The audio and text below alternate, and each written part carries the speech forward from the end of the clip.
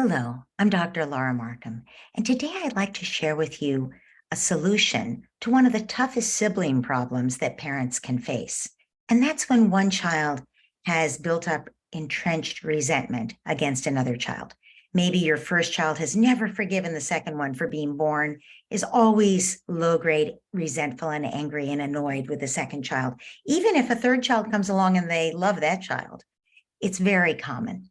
So, when you have this problem, we need to work on four fronts at once. First, we need to empathize with the child to help them heal the feelings that gave rise to the resentment to begin with. Secondly, we need to meet the needs that maybe didn't get met at the time that the child they resent was added to the family or somewhere along the way that caused the resentment. We need to meet the resenting child's needs. And thirdly, we need to uphold standards of respect and civility in our family. No matter what feelings people have against each other, they still need to treat each other with respect and civility. And finally, we need to nurture the sibling bond to help the children grow some affection between them.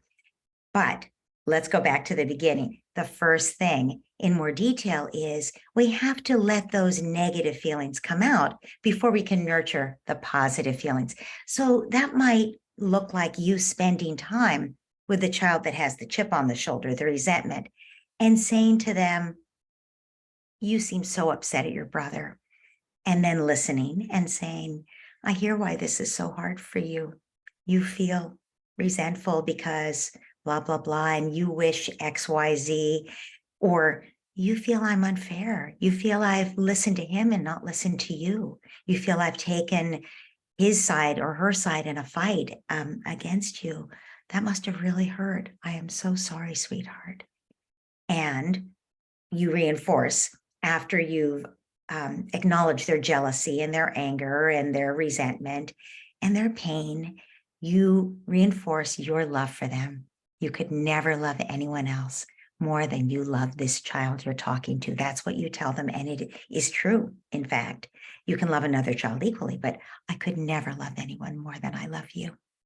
And then you reinforce that this child is indeed part of the family and is not going anywhere.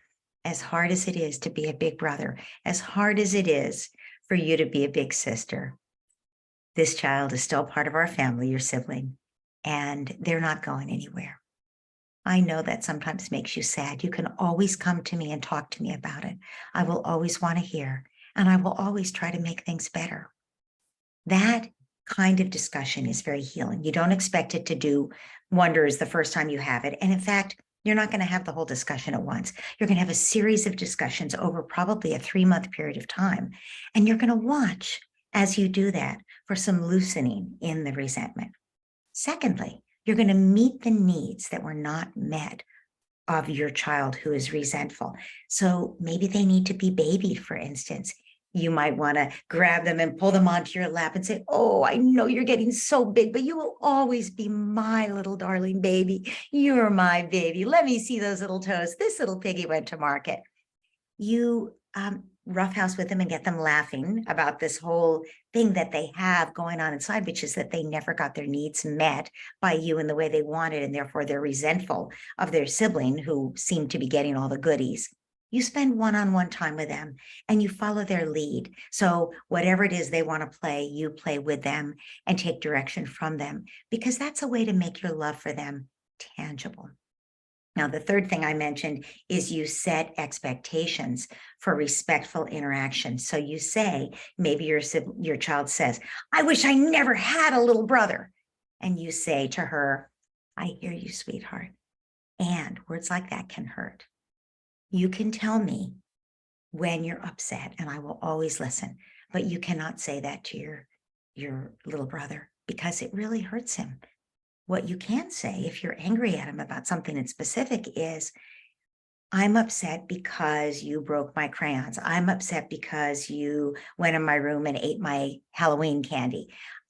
Whatever you want to tell him, you can always tell him, and I will always help you. And I will always help you uphold our family rules so that your sibling doesn't take your candy or break your crayons. And you can always talk to me, but it's not okay to speak that way to your sibling. And the fourth thing you do is nurture the sibling bond. So that means you find activities for them to do together. You really encourage them to play together. Anything that goes right between them, you encourage, you cheer them on, and you help them feel empathy toward each other. The child who's felt resentment, you might say to him, I wonder what your sister or your brother feels about that. Nothing to do with them, about something else completely unrelated to them. Like, I wonder what your sister thinks about turning 5. I wonder what how your brother is handling, not making it on the soccer team. You're trying to help them see that their sibling is indeed a person with feelings of their own. And as we wonder in a non-threatening context what someone else is thinking or feeling, we're developing empathy for that person. We're seeing them as a real life human being with real feelings of their own.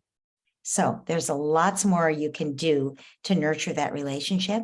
But if you do all four of these things at the same time, you're giving their relationship a chance to grow and to thrive, to blossom, and you're setting the tone for their relationship to be closer and more loving for the rest of their lives.